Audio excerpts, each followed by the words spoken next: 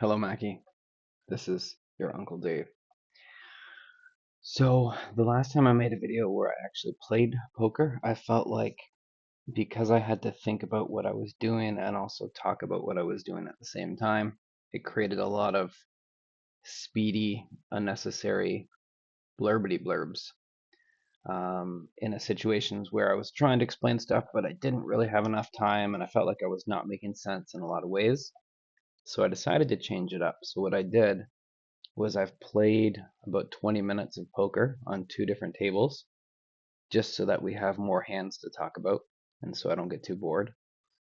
And I recorded it and now I can play it back, and that way if I want to pause it and talk more about a situation, I don't feel rushed and I can really explain the things.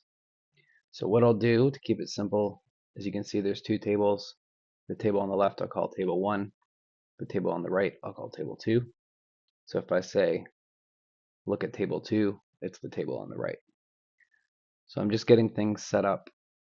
You can see on table 1, the very first hand I get is ace king. So I think I'm just going to raise it and I'm going to take the blinds down. So I'm going to hit play and we're going to get into it. So you can see I raised to 40 on table 1 and I win the pot. So I'm just going to take a minute and adjust the tables so they're nice and big and you can see them. So I'm going to try and play, or I tried to play this session without really trying to figure out how good or bad my opponents were, because I feel like when I'm teaching you, step 1 is going to be just learning the hands and how to bet the hands and how to raise the hands and that sort of thing. And then step 2, or section 2 of learning poker, is about reading your opponents. Are they weak? Are they tight? Are they loose? All those sorts of things. So they're both important to have, but while you're learning how to play your hands and what hands beat what, it might be too much for you to also start trying to figure out, is my opponent weak, or is my opponent strong, or is my opponent loose, or is my opponent tight? Because you can play a pretty profitable game focusing mostly on your cards and the way you play your hands without even needing to necessarily also have good reads or good ideas of how your opponents are playing. I mean, obviously, eventually, to be a very good player, you have to have both. But for the beginner, just starting out sort of videos, I really want to focus just on how I'm playing my hands and am I playing them aggressively. So on table 1, which is a table on the left, I have king 10 offsuit. Now, this is a positional fold. I'm pretty sure I'm going to fold here. And the reason is because I'm in early position. If I were on the button, which is over here, or the seat next to the button, which is called the cutoff, and everyone folded, I would definitely raise with the king 10 offsuit. But because I'm in early position, it's not a good enough hand to play when there's 4 players that are going to be in position on me. So I should just fold this. And I folded it. So we're going to work on position and aggression, I think, in this session. So we have ace 10 offsuit on table 2, but we're on the button. So we have the best possible position. If everyone folds, I assume I'm going to raise the ace 10. Everyone folds, I raise the ace 10. Table 1, I'm just folding a weak jack high. Okay, so table 1, I'm going to continuation bet, or sorry, table 2, I'm going to continuation bet. I'll pause it here for a second. So you can see the flop came 9-8-2, 3 different suits. If the flop comes with 3 different suits, it's called a rainbow flop because all 3 cards are different suits. So the flop came 8-9-2 rainbow, but I have the betting lead. I raised before the flop, and I'm going to bet 1 time here as a continuation bet. And I'm going to hope or bet, I guess, that my opponent likely doesn't have anything on 8-2-9 flop. So this is a bet. I guess you'd call it, it's not a pure bluff because my hand has two overcards, a 10 or an ace will give me top pair, but I don't have very much, but I do have the betting lead and I'm in position and my opponent checked when the flop came out. So I have a lot of things going for me. So I bet, and then my opponent called. Now, once my opponent calls, I have to give him some respect. So maybe he has an 8, maybe he has a 2, but this is when I wouldn't often bet again on the turn on the next card unless my hand improved. So I bet on the flop just to assume my opponent wouldn't have very good hand on that 8-9-2. But when they call and I don't improve, I'm just essentially giving up with this hand, depending on what the river does. So I will check the turn. Now the river comes a 10. So now we hit one of our cards. We have actually top pair. We like but don't love our hand. Um, if you think of the kind of hands the opponent could have, he could have called the flop with 10 jack. He could have called the flop with 10-8 or 9-10, something like that. So our hand isn't necessarily good enough to raise. Usually one pair on the river is a pretty thin raising hand, but certainly if our opponent checks, we're going to bet. We're probably going to bet pretty strong, probably about 2/3 of the size of the pot. And speaking of the size of the pot, this is important to always pay attention. Right in the middle here, where it says pot, the pot is $1.66. So anytime you are considering how much to bet, how much to call, how much to raise, you can see the size of the pot there, and it'll give you an idea, a better idea when you're choosing your bet sizing. And anytime I talk about betting, it's going to be in reference to the size of the pot most of the time, unless it's before the flop. Like if it's pre-flop, then I might say 3 times, 4 times, which would be 3 times or 4 times bigger than the size of the big blind. But then if it's after the flop, I'll usually be referencing the size of the pot. All right, so we get to the river, we have top pair, top kicker, and now our opponent bets into us. So they bet $1.25. Now this is important. Here's a heuristic for you to understand. It doesn't always, heuristics are like generally most of the time they're true, but they're not always true. Most of the time when your opponent makes a larger bet, bet that's closer to the full size of the pot, they're more likely to have a strong hand. When they make a smaller bet, more like half the size of the pot or even smaller, they're more likely to have a weak hand.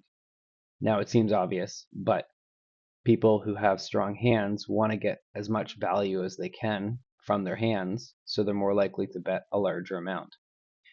So not only did this guy bet on the river, he bet close to the size of the pot. I think the pot was 190, 180, and he bet 125. So that's a pretty good size bet. So with this large bet, I would almost never raise. I would almost never fold because I have the top pair and I have a top kicker. So the obvious answer is to call this river.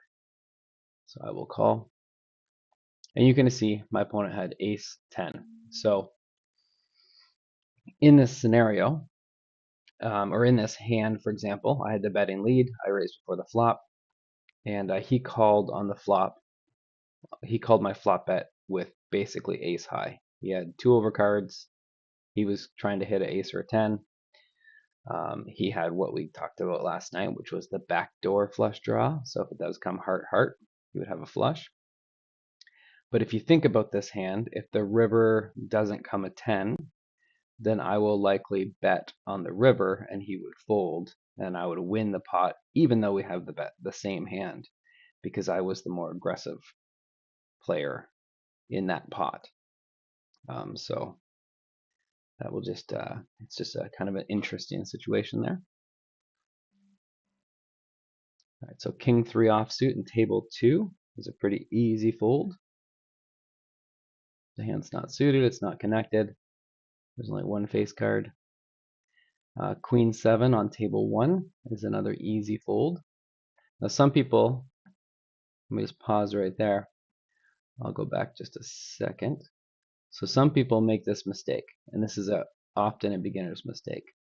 So they look at this and they say, okay, this guy raised 30, this guy called 30, this guy folded, and I have 10 cents in the blind. So it's only going to cost me 20 more cents, and the pot is $1.15. So I'm getting over 5 to 1 on that 20 cents. So it feels like I should call with any cards because I'm getting 5 to 1 odds. Now, the reason that's not correct to do in a lot of situations is because if your hand is trashy, like a queen 7, you are going to you're going to lose more money in this pot most of the time because you will often hit a pair and you'll have a bad kicker. There'll be very few times when you'll feel good and comfortable having the best hand. So maybe the flop would come with a queen, but now you have a crappy 7. Or maybe the flop comes with a 7, but the 7 is not the top pair, it's the second pair or the third pair. So now you might end up losing way more money with a pretty crappy hand that you shouldn't really be playing at all. So it's the risk. If you're not strong enough to fold okay hands that aren't great, then try and avoid situations where, oh, I'm really getting really good price. It's only costing me 20 cents to win $1. That's your hand is garbage no matter what. So just don't let the how cheap the bet is determine whether you're going to call. So table 2, I just folded a king 5 offsuit. Now table 2, a few players have left, so there's only 5 people at the table right now. Table 1, I just have 5-8 offsuit in the small blinds. So nothing to do but fold.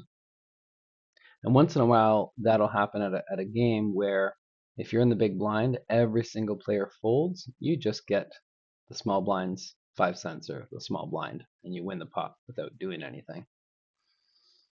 Okay, so table 1, we have king jack suited, very strong hand. We're on the button, very strong position. So if everyone folds, we're definitely going to be raising. So everyone folded, we're going to raise. You can see I'm raising 3 times the size of the blind, and both the blinds fold. So we win the 15 cents for free.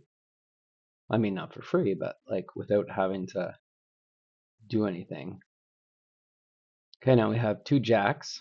We have a player in early position, the player called under the gun, so the very first player just calls, which is very weak, and we have another player just call. So in this situation, with 2 weak players, we assume they're weak players because they're not raising, they're passive players like marshals.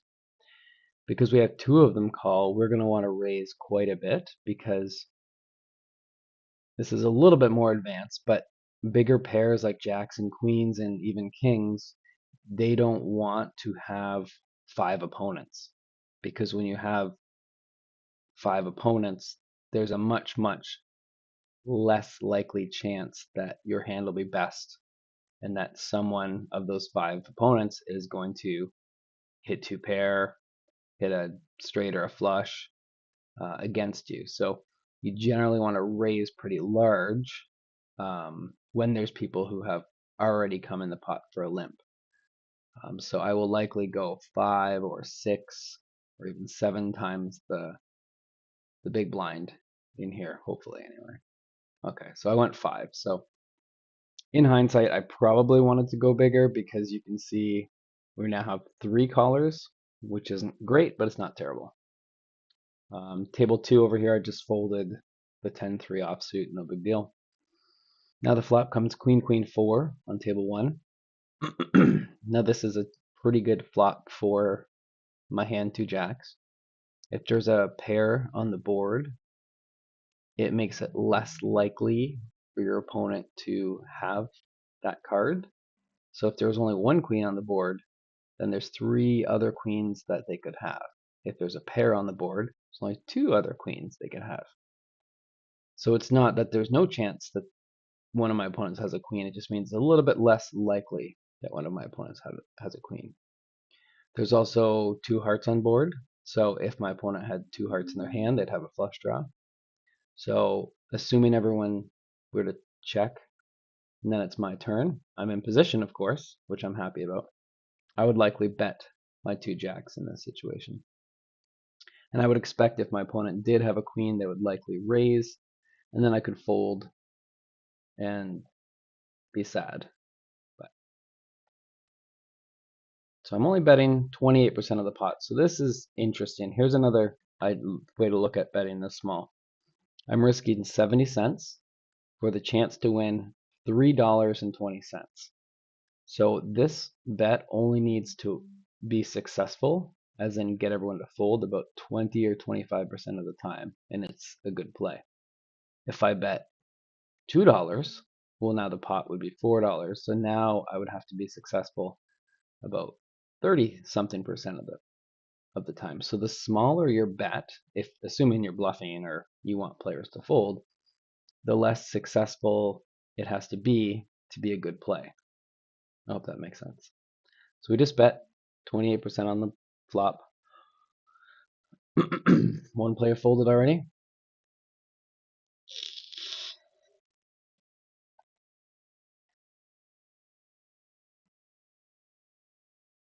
All right, so we got some stuff going on here. So 2 players folded on table 1. Table 2, I was actually dealt 2 8s. So I'm going to pause it here so we can talk about this. Table 2, we have a player that has raised 5x, 50 cents, which is a pretty good raise. You have a player beside him that has called 50 cents. Now in the blinds, what I would recommend for most pocket pairs like 2s, 3s, 4s, 5s, 6s, 7s, 8s, and 9s, let's say, is you want to play them in a way that you're trying to see the flop and trying to flop 3 of a kind. And then if you don't, most of the time you're going to fold because they make most of their value from once in a while winning a big pot when you flop 3 of a kind. So in this situation, I would never raise this hand. I would usually never fold this hand. So calling is really the best option here. And you can see on table 1, I bet my 28% of the pot and everyone folded. So I'm going to win this pot with my 2 jacks. So let's focus on table 2. I'm going to call here. I want the big blind to call. That's interesting. So in this situation, I told you that when you have big pairs like queens and kings and stuff, you only want to have one opponent or 2 opponents if you can. When you have a small pair like this and you're trying to hit 3 of a kind, you actually want to have many opponents. The reason being your hand will be so strong when you have 3 of a kind that you need one of your opponents to have a second best hand so they're willing to call you for all of your bets. So in this situation, when I called with my 8s, I was hoping that the big blind would also call because that would have 3 opponents that could get a second best hand if I hit my 3 of a kind. So as you can see, I did hit my 3 of a kind, which is called flopping a set. And my plan here, it's a very coordinated board, 7, 8, 9. So anyone with a 10 has a outside straight draw. Anyone with a 6 has an outside straight draw. Anyone with a, a jack queen would have an inside straight draw plus overcards. So it's a board that's very likely for one of my opponents to have a hand good enough to put in quite a bit of money. So because I didn't have the betting lead, right? Chester check raise had the betting lead. I'm going to check to them, hope that they bet, and try and raise them because you can get a lot of money into the middle by check raising, much more than just by betting. So I'm going to check on table 2. Table 1, I'm just folding a bunch of rags. Oh, I guess I got to play. So that didn't work. So my hope was to check, or sorry, to check raise, but Chester didn't bet again. So sometimes when you're playing passive opponents, and I don't want to talk too much about reading your opponents, but sometimes when you're playing passive opponents, um, you can't rely on them to do the betting because they're passive and they're scared all the time. So everyone checked on the flop here. So now that everyone checked, I have to get money into this pot. I have a very strong hand, and I'm going to bet, and I'm probably going to bet big. I don't remember. So I bet 88% of the pot. So very large, healthy bet. And let's pause it here. And you can see I got both players to call. So even though I had a very strong hand, um, this gives you an example of weaker passive players. They don't like to bet, but they love to call. So their hand, they're playing scared all the time. So now this is basically the worst. We're still talking about table 2. This is the worst, one of the worst possible cards on the river. There's 6, 7, 8, 9 on board. So anyone with a 10 or with a 5 makes a straight. So it's essentially, it turned my hand from almost guaranteed the best hand to very unlikely to be the best hand, which happens. That's poker. Sometimes the river is terrible and sometimes it's the best. Very quickly on table 1, I have a very strong starting hand with 2 queens. So of course I'm probably going to raise. So we do have to pay attention to 2 hands at once, but I'll go slow.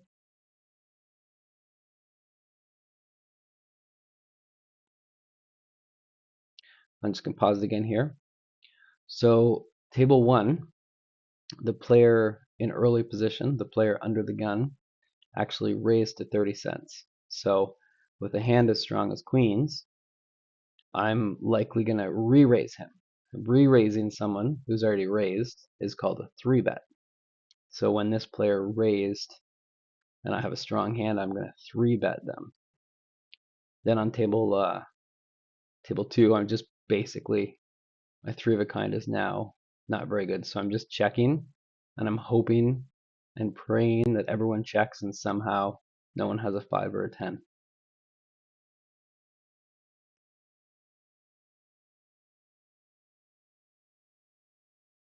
Okay, so I pause it here again. You can see on table 2, this player had pocket aces, so they were the ones that raised before the flop, which absolutely blows my mind that they didn't bet on the flop. They really should have, so it just shows you how passive players are. They have a big overpair, and they should always be betting on this flop. And then this guy called a raise with deuce 9 offsuit, which is one of the worst hands you can possibly have in poker. And so that is just an example of, you know, an awful player who will never ever win at poker, because if he's calling people's raises with deuce 9 offsuit, and then he's in trouble because he flopped top pair, so now he has to call a bet. He called a bet on the turn when the queen came out with, the second pair now. So anyway, I ended up taking that pot down, even though the board came awful for us, which we're happy about. Now on table 2, obviously I raised a 3-bet to 90 cents. Oh, we're getting lots of good hands here. Okay, so I'm going to pause again. Table 1. So again, the paired board makes it less likely that he has a king. It is a pretty coordinated board because, a jack queen would make a straight draw. There's 2 clubs, so any 2 clubs would make a flush draw. So it is a board that is coordinated and high. People play high cards more than low cards. So this board would be more coordinated than if it were like a 5-5-2 with 2 clubs, for example. So I'm probably going to bet about half the pot, assume I have the best hand most of the time. And then table 2, I actually have a strong hand on the button, which is ace queen offsuit. So we'll see what happens here. Okay, so I bet relatively small with my queens, which is fine. And table 2, which is interesting, is the player in early position raised very large to 60 cents. So he went 6x, which is a sign of strength. There's two signs of strength here. First of all, he's in early position. So in theory, he should be playing tighter. Secondly, he raised quite large. So even though my hand is a very strong hand, I might not 3-bet him because he has those two things happening.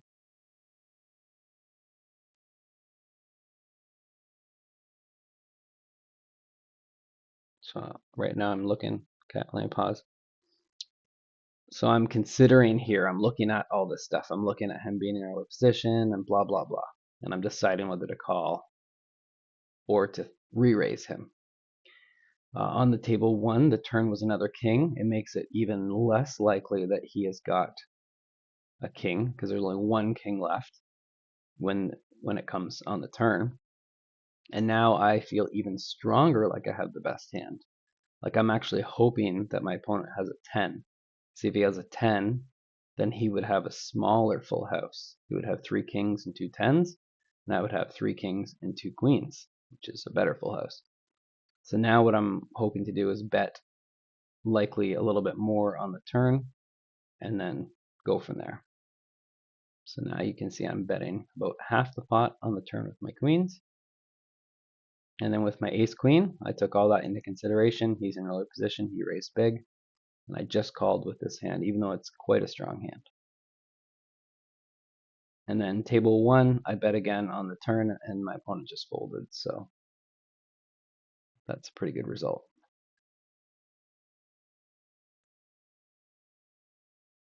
Okay, so this got interesting. So on table 2, this player in early position raised to 60. I just called because I was respecting that raise. And now the player in the small blind here did a small re-raise to 120. After that happened, this player, who I suspected had a very strong hand, did a 4-bet, which doesn't happen. So you have the raise, you have the 3-bet, and now you have the 4-bet, which is an insanely strong, like this is almost never done without a very, very, very strong hand, especially at lower stakes. When you get into very, very high stakes, you can have some people that would do a 4-bet as a bluff, but that would almost never happen. So I know that this T-Bone guy has literally aces, kings, or ace king, or maybe queens. Queens, kings, aces, or ace king. There's just nothing else, unless he's a wild, wild, wild player. There's nothing else he would do this with. So now my ace queen offsuit isn't very strong against his hands, his likely hands. So I will just fold this. I hope all that made sense. It gets complicated. So even though obviously you can say, oh, I would have flopped top pair, if you watch what happens on this flop, the first player checks, and this guy just goes all in. He bets double the size of the pot. So it's even more likely that he's got aces or kings here. And he's just super, super happy to get all the money in. But I don't think we'll see it, but that's my read there. So anytime someone does a 4-bet, it's like alarm bells should be going off in your head. You should really only be playing your strongest hands. Okay, so this hand is interesting. I do a very aggressive thing here. So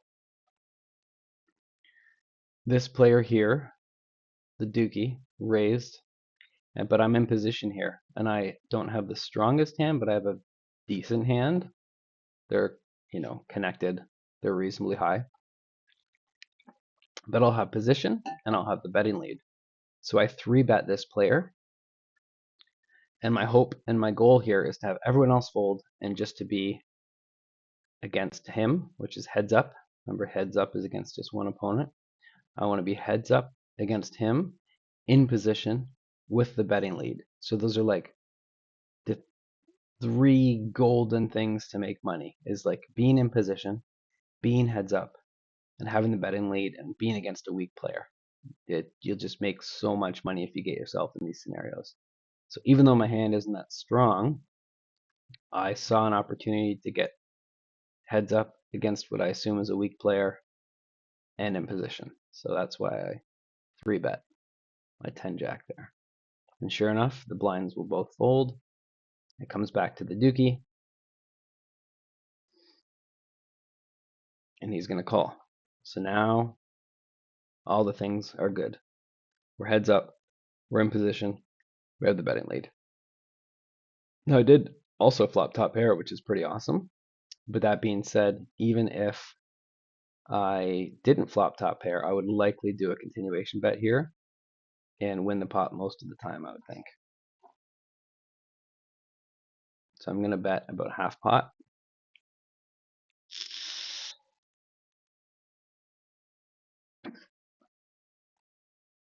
And he's going to call. Now the turn's interesting. So this is a spot where I have top pair still, which is good. But the 9 of diamonds is a very connected card. It brings a flush on the board. There's now 6, 7, 9 jack. There's a lot of straight draws on the board. So there's a lot of hands he could have that got a lot better with that card. So even though my hand is still decently strong, I will likely check this turn because the value of my hand has gone down a little bit because the turn card is pretty strong for, it could be strong for my opponent. And it actually did improve my hand a little bit because now an 8 would give me a straight. But this is again a little bit technical. The 8 of diamonds would be bad because it would put 4 diamonds on the board, which would not be good. So technically, it would have to be a 8 that's not a diamond to make me a little bit happier. But he checks and I check it back. And then if he checks the river, here's a thinking about this. When you're considering betting on the river with a medium strength hand, like I consider one pair like this a medium strength hand, you always have to ask yourself the question, what hands can my opponent have that are worse than mine that are going to call the bet? And then you ask yourself another question. What hands would my opponent have that are better than mine that would call a bet? And if there's more hands that you think are better than yours that would call a bet, I wouldn't bet.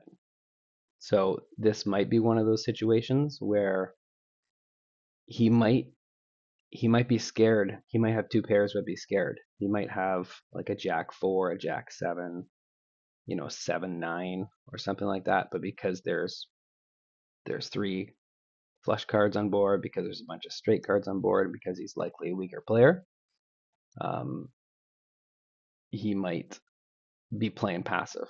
So so table 1, this is another spot. Jack Queen, 2 face cards.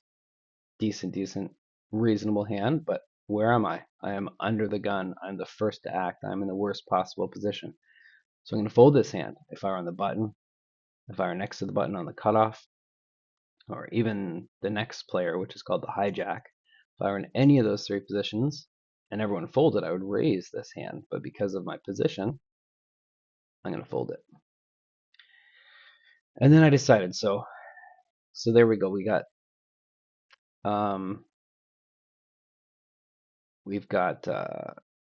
we decided to check the river because I was trying to determine if there was enough hands he could have that were worse than mine that would call my bet. And I didn't think there were. In this specific hand, he would not have called my bet on the river. I would have bet he would have folded.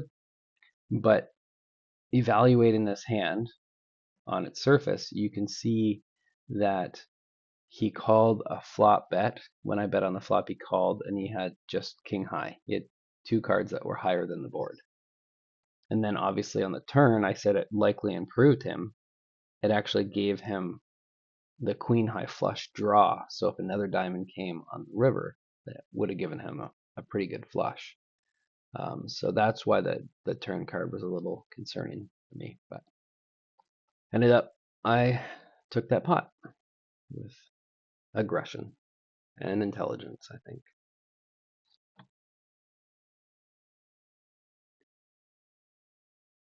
Okay, so once again, we're getting some good cards. Table 2, we have ace queen offsuit. And this will actually be a very interesting spot here, where you're going to see a lot of action. Okay, DCIV, the guy right next to me, raises. So I'm going to re-raise him. Okay, so he raises to 30. I'm going to raise to 90. Now the small blind calls the 90. The big blind calls the 90. And then we'll see what happens here.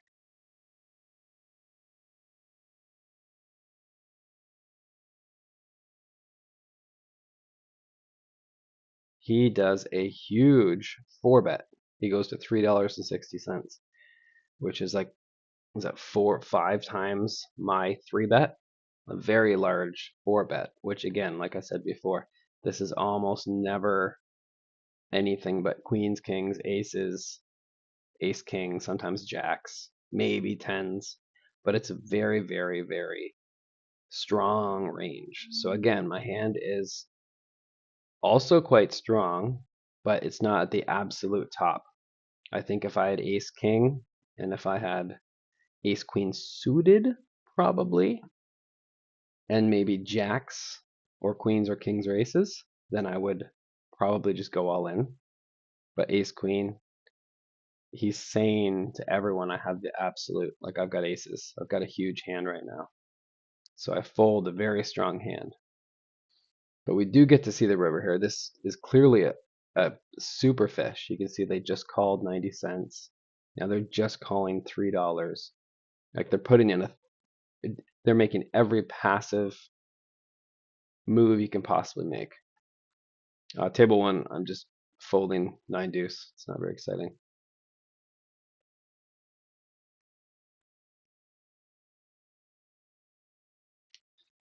So we'll focus on table 2 because we were in this pot. Okay, so the flop goes check, and then this guy check behind. So my read on this spot is he either has ace king, which is a very strong hand pre-flop, but he didn't connect with the board, or he has a hand like 2 tens, maybe ace jack, something like that. Okay, now this player bets out. So they were just calling and calling and calling and being very passive, and they bet out. Why did they bet out? Probably because they thought DCIV, maybe he doesn't have anything because he didn't bet the flop. So maybe I can take this pot on the turn with a big bet. And then DCIV calls, right? So his hand wasn't strong enough to bet on the flop, but it's strong enough to call a bet on the turn. So now you're thinking, okay, he could still have hands like tens, ace jack. I mean, ace jack doesn't feel likely because he did a big 4-bet. So we think his range is super, super strong, but maybe tens. It's a possibility.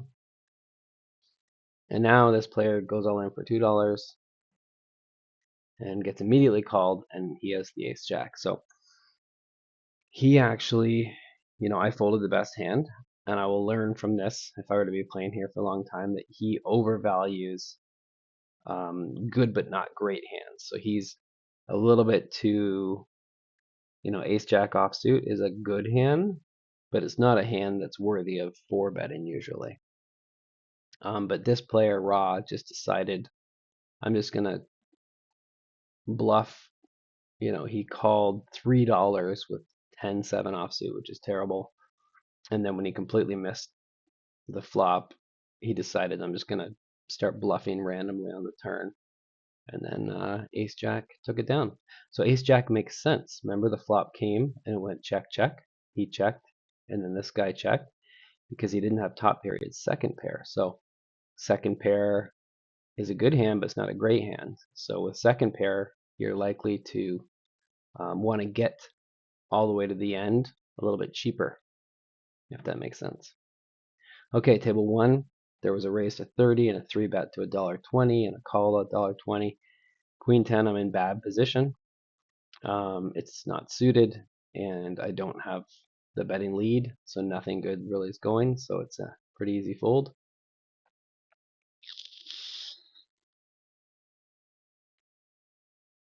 Table 2, 2-3 is an easy fold.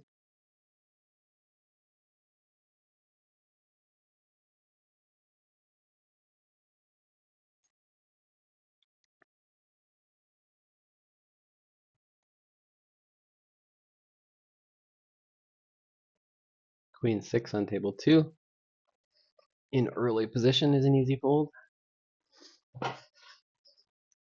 What I'll probably do in my next video is actually play some higher stakes games so you can see the dynamic difference between really weak and really passive players and better players. You'll be able to see there's a lot less calling and checking and a lot less, 5 people in every hand, and it's much more aggressive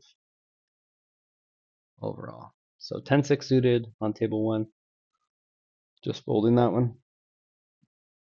All right, so table 1, I've got a couple of 2s. So anytime I'm first winning the pot, I'm going to raise. So I'm going to raise the 2s. And the button's going to call and everyone else folds. And this is a good board for us. Anytime there's a paired board and a board with an ace, if you raise before the flop, most of your opponents will assume you have some sort of an ace, because that's a very common thing to do. And because the board is paired, it makes it less likely that my opponent will have an 8. And if they don't have an ace and they don't have an 8, what are they going to do? They're just going to have to fold. So I bet about half pot. They fold, and I win.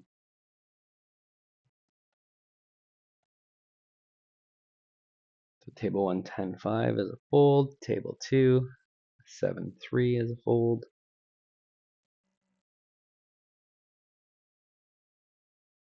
Having some patience here. And you can see we've been playing for what, 11 minutes at these tables, and I don't know how many times my opponents have seen my cards, maybe twice, but I've won about, let's say, $5 at each table in about 10 minutes. Table 1, we have ace jack suited. We're going to go ahead and raise that one, of course. It's a very strong hand.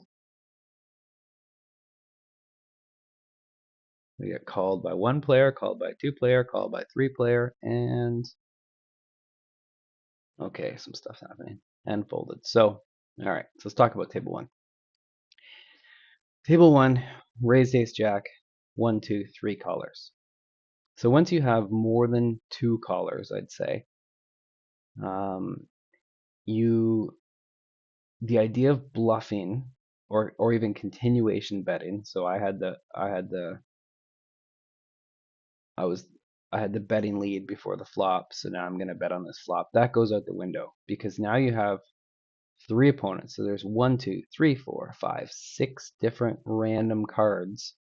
And for you to think that of those 6 random cards, none of them are going to hit a flop if you don't have anything. None of them are going to have a pair. None of them are going to have a flush draw. None of them are going to have 2 pair. Then you're fooling yourself. Because the more opponents that see the flop, the more likely it is that someone is going to have a decent hand. So your continuation bet, essentially, you might as well just throw that money right to one of your opponents. So I would just 100% give up. My hand was good before the flop. I didn't hit the flop at all. I have 3 other people that are playing in this pot, and I'm 100% giving up. I'm not going to bet. Unless, of course, everyone checks and there's a jack on the turn. Okay, then maybe I bet. But I'm saying right now, there's no way I'm betting.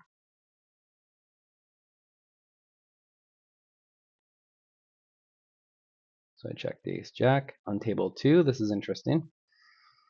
This T-Bone, I don't know if you remember before, he's a very aggressive guy. He was the one that we thought probably had the aces. We have 2 8s, so this is a hand we want to see the flop for as cheap as we can and hopefully get many opponents in there as well. So we're going to just call and try and hit 3 of a kind.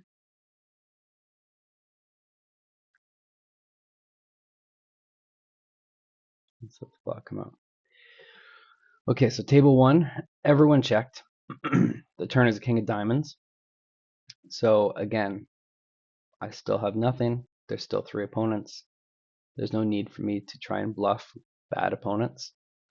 So I will just continue to check. Table 2, we did not flop 3 of a kind. The flop is not good for our hand. There's 2 big cards on the flop. It's likely that one of our opponents has at least a king or an ace. So we're going to just check and fold.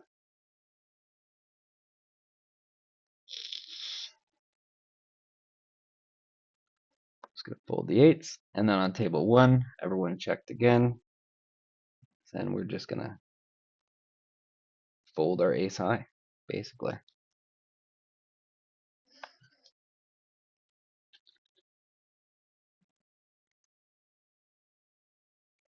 Okay, table 1, we got another good hand, 2 nines. The first one in, we're going to raise. We got called by the player next to us. We got called by another player. So we have 2 players that are in position on us. And then the big blind called. And this is a similar spot to the ace jack, right?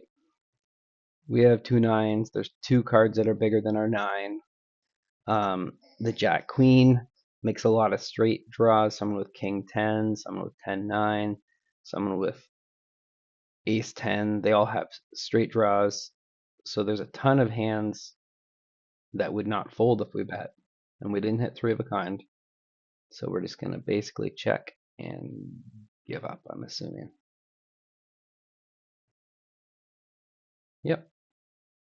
So that's perfect.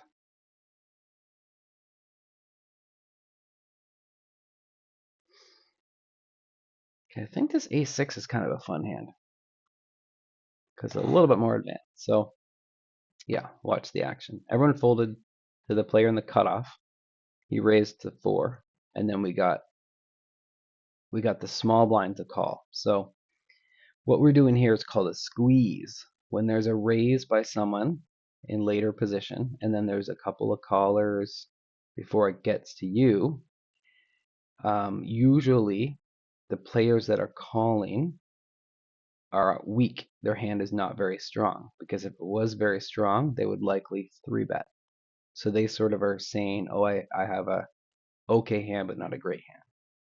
Plus the guy or gal who raised, if they're in late position, they're likely not that strong because they're in a good position to be raising. So they could have all sorts of cards. So the squeeze is designed to, I'm going to put in a big 3-bet, and I'm going to try and win all of the 2 or 3 sets of people that called the raises. So the idea of this is generally just to do a big raise, assuming that these people are pretty weak because of the situation, and then take the pot down before the flop. So I'm going to raise to 225, which is pretty large, and hopefully just getting both of them to fold. I also have an ace, which makes it less likely that one of them has an ace. Like a big hand, I mean. Table 2, jack 6 offsuit, easy fold. Okay, so we do get the player to call. So this is a little more advanced. So there was 2 times we just saw where there was 3 other people that saw the flop, and I had ace jack suited and I just gave up. I had 2 nines and I just gave up because there's a lot of people that saw the flop. This is a totally different situation. It's just me and one opponent. I only need to get one person to fold in order to win the pot. So I'm much more likely to be aggressive and to bet in this situation than I would be if there's 2 or 3 or 4 opponents that are still in the hand with me. So this is a coordinated board. It doesn't feel likely that my bet will get him to fold that often, but I still have the betting lead and I want to keep putting pressure on him. So I'm going to bet about 40% of the pot.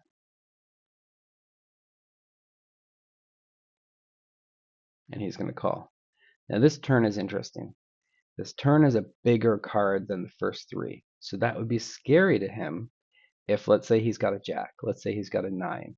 Well, now his top pair suddenly isn't the top pair anymore. And because I 3-bet before the flop, he would think it's likely that I would have a king. Because when people re-raise or when people 3-bet, they often have ace king, ace queen, king queen, those sorts of hands. So this card is a scary card potentially for my opponent. So this feels like a time when I'm gonna continue to be aggressive, and hopefully get him to fold some sort of like what would he do if he had two eights here, or 10-9 or something like that, or even a jack, like a jack queen. Does he feel good? Does he feel safe? Does he feel happy? Um, so I'll just let it keep going. Now I was thinking originally to bet a big amount to try and get it to fold, but then I thought to myself, okay, what I want to do here is bet a small amount, and that way if he is on a draw, so if he does have like two clubs or he does have like some sort of a straight draw, then I can bet a small amount on the turn and then bluff big on the river. And then if he does have a flush draw that misses, a straight draw that misses, or a small pair, he won't be able to call the big bet on the river. So it's sort of an advanced play. I went through a bunch of different ideas here and I ended up doing a small bet on the turn. And you'll see what happens.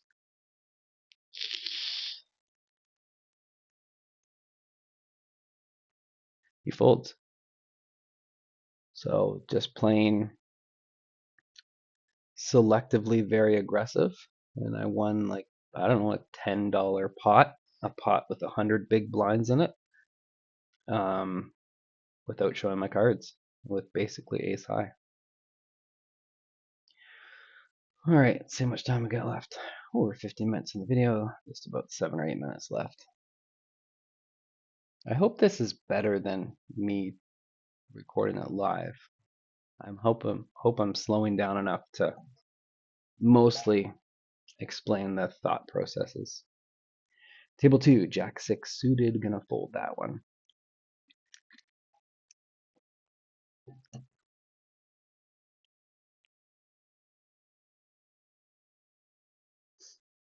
Table 1, 7-8 offsuit, easy peasy fold.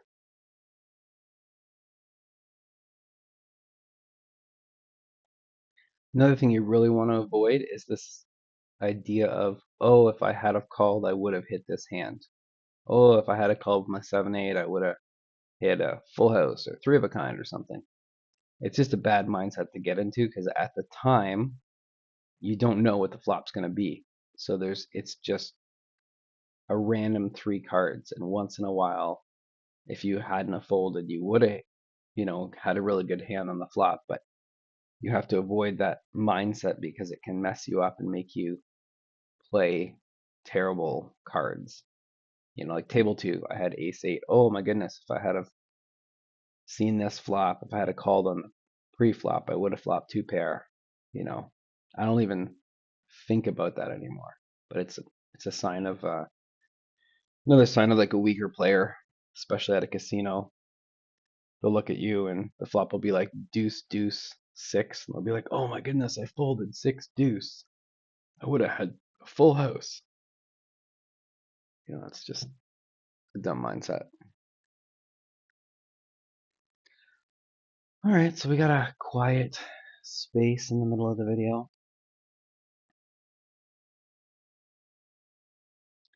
Another trash in this is where patience comes in. I'm just going to continue to fold the crappy hands.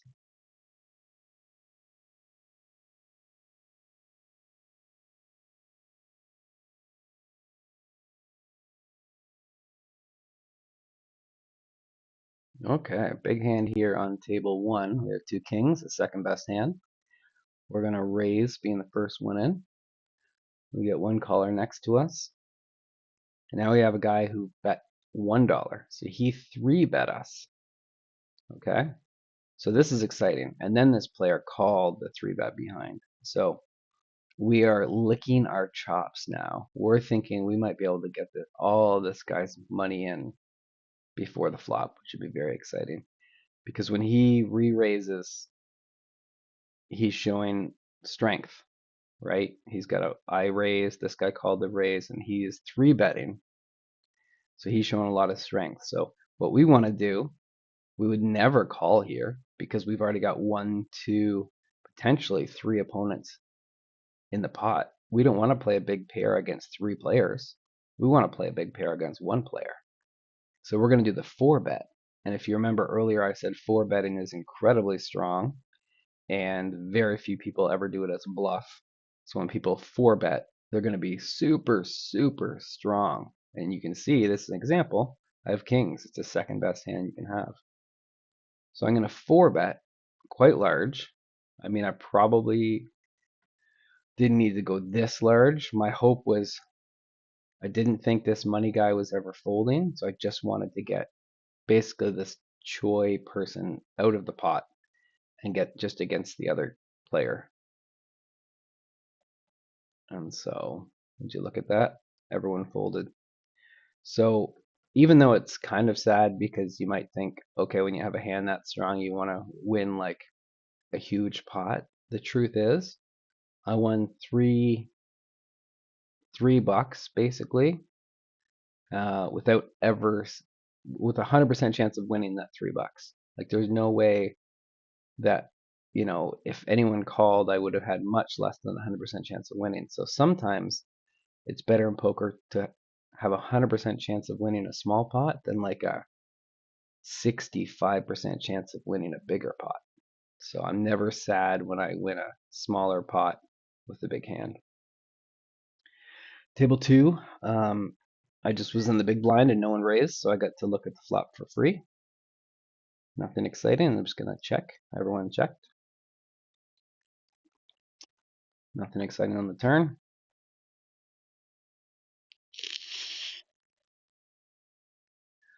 And nothing exciting on the river. So everyone's just checking and playing passively.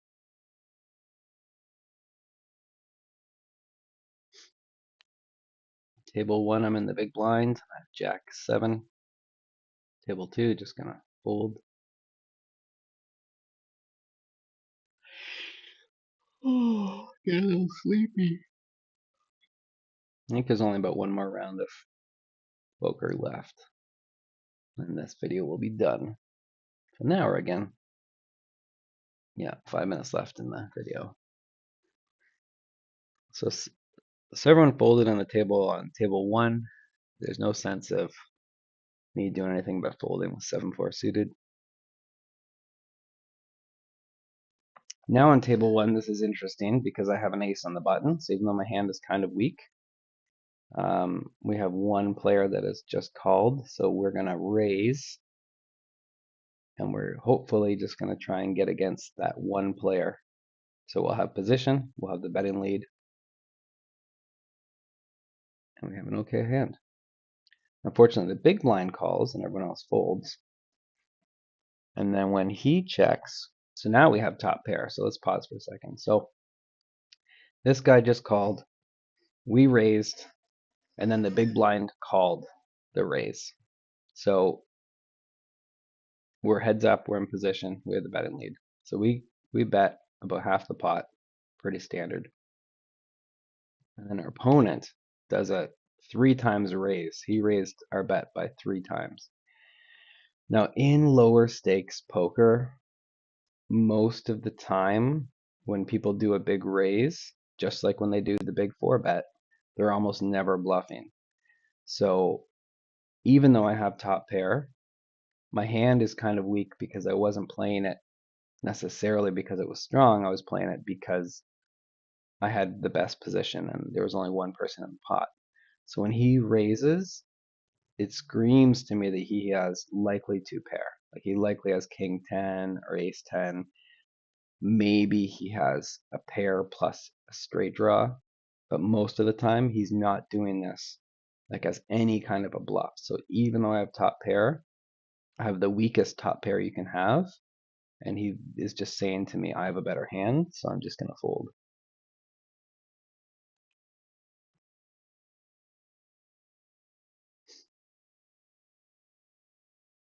All right, 7-8 offsuit, nothing to do here.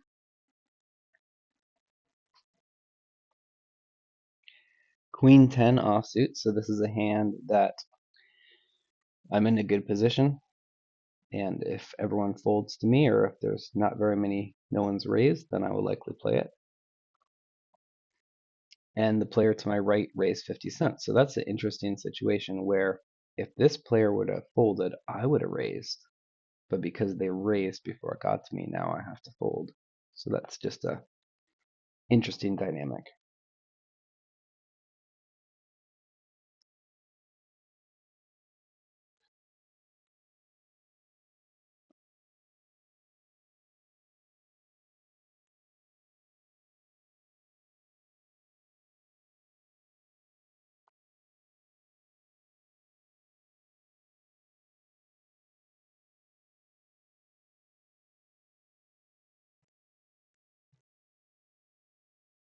So table one, just a queen seven offsuit, easy fold. Just continuing to have patience and waiting for the good cards.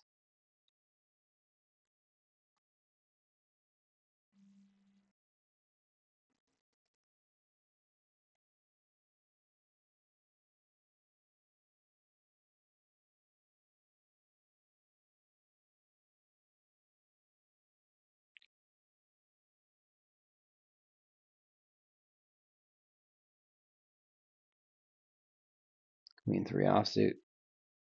So this is near the end of the session. I'm just leaving the tables just before I get into the big blind. That's the best time to leave the tables. On the other table, I've got ace jack offsuit. So I raised as the first one in. So far the button's called. And the small blind is thinking. They call. And here I don't flop anything. And this, do you remember the one time I said I had three opponents and I wouldn't ever purely bluff at three opponents? This is a little bit different. There's only two opponents instead of three, so I wouldn't continuation bet as often. But this is a board with a big card and then two little baby cards. It's very unlikely or less likely that our opponent will have a three or a four in their hand. So really, the only thing I'd be worried about is I'm having a king, and a king is kind of a big scary card. So I'm likely to have a king. So if the board were like 3-4-6, 3-4-7, I likely wouldn't bet here. But because it's 3-4 king, it means if they have a hand like 10 jack, 10 queen, 9 10, those kind of hands, they wouldn't call because they wouldn't have a chance to hit their 9 or 10 or jack on the next card and make it top pair because the king's already there. So there's a whole bunch of little things within this that make me want to continuation bet this. So basically, I raised before the flop. They called. I bet about half pot on the flop. And they both fold. So there you go. So just playing selectively aggressive, picking the right spots. Ace deuce suited. This, it's not a terrible hand, but the player in early position raised. You have to respect it a little bit. So we're going to fold. I don't think there's many big hands after that. Let's try and skip ahead a little bit. Long hand. Oh my goodness, that's crazy long. Yeah, so that was just last set I played. So, yeah, I hope you enjoyed this. I hope you learned some stuff. Feel free to write down any questions you have. We're at an hour now, so I'm pretty tired. I'm gonna get this up on YouTube and send it to you. And I'll talk to you next week sometime.